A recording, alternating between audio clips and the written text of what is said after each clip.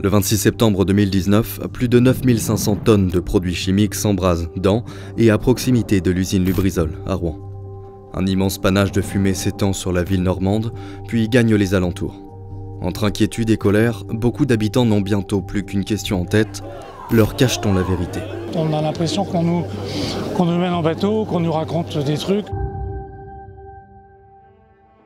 Ministre de la Santé, de l'Écologie, Premier ministre, les déclarations officielles et les premiers rapports scientifiques n'y font pas grand-chose. La défiance s'est installée.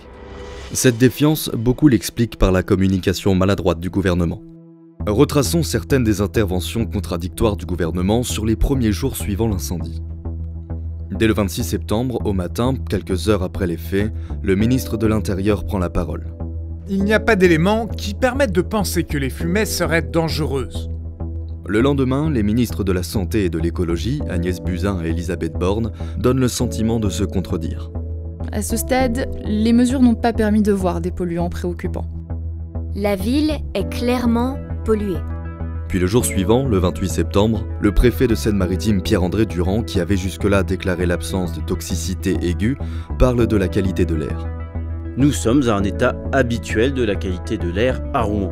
Puis un peu plus tard, le 1er octobre, il précise ses propos. Ça ne veut pas dire que l'état habituel de l'air à Rouen est bon. Autre exemple plus précis. Le 30 septembre, face à l'inquiétude, le Premier ministre Édouard Philippe prend lui-même la parole. Un certain nombre d'autres analyses doivent arriver au fur et à mesure qu'elles sont réalisées. Nous ne pouvons pas donner les résultats avant qu'elles soient terminées, mais dès qu'elles seront réalisées, nous donnerons et nous communiquerons l'ensemble des résultats. Je vous dis simplement ce que disent les analyses qui m'expliquent qu'elles ne sont pas nocives et qu'elles sont gênantes. Voilà. Pour analyser la situation générale de Lubrizol, mais aussi ce genre de déclaration, nous avons discuté avec plusieurs chercheurs et experts, dont Jean-Baptiste Fressoz. Il est historien de l'environnement et a notamment travaillé sur des questions sanitaires. Dire voilà, c'est gênant mais c'est pas nocif, alors qu'on ne savait pas ce qui avait brûlé, on n'avait pas la liste des produits, c'était à mon avis une erreur. Il aurait mieux valu dire effectivement on ne sait pas, alors c'est sûr que c'est angoissant, mais ça aurait sans doute été perçu comme un signe d'honnêteté. Mais au-delà des balbutiements du gouvernement, il y a une chose à comprendre. Communiquer sur une catastrophe chimique, c'est s'aventurer en terrain naturellement hostile, et ça ne date pas d'hier.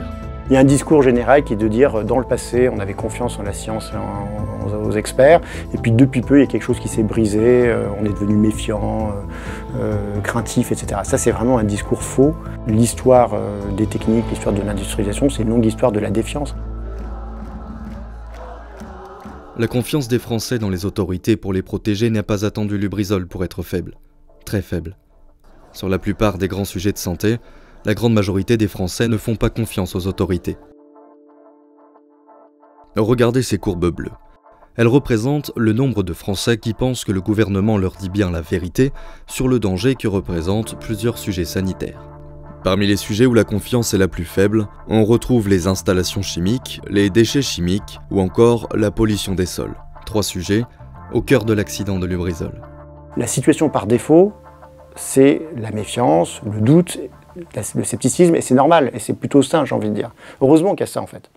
Parce que sans ça, finalement, il y a peut-être moins aussi d'efforts de sécurisation. Enfin voilà, il faut plutôt... Quand on regarde les trajectoires technologiques dans le long terme, c'est bien parce qu'il y a de la méfiance, du doute, de la critique, des luttes, qu'il y a des efforts de dépollution, des efforts de sécurisation. Avec le développement des réseaux sociaux, ce climat de défiance peut être nourri par des informations erronées, trompeuses, voire complètement fausses. Comme ces vidéos, censées montrer une eau du robinet noircie par la pollution de l'incendie, alors qu'il s'agit tout simplement d'un problème de plomberie. Pour les chercheurs que nous avons interrogés, certaines personnes devraient être davantage mises à contribution pour répondre aux populations touchées. Des scientifiques, des experts, mais pas n'importe lesquels. Ce qu'on veut avoir, c'est des experts qui ne soient pas directement liés à l'administration qui a autorisé les usines et aux industriels. Et en fait, de plus en plus, l'expertise, elle est produite par les industriels eux-mêmes pour plein de domaines. Pour ce qui est, je sais pas, l'autorisation de mise sur marché des médicaments, pour ce qui est la question des pesticides, l'expertise, elle est produite par les industriels eux-mêmes. Et je pense que c'est cette non-indépendance qui pose vraiment problème dans la confiance vis-à-vis du discours gouvernemental.